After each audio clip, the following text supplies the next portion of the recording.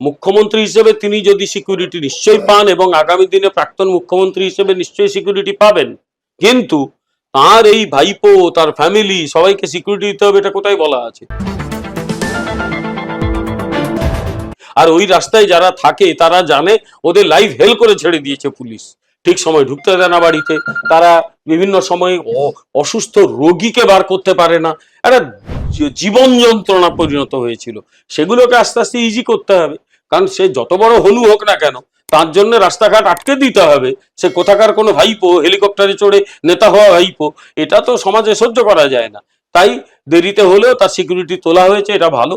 আগে তুললেই ভালো হতো, কিন্তু একটা ফালতু সরকার ছিল, একটা কি বলবো খারাপ মানসিকতা সম্পন্ন সরকার, তারা চলে গেছে।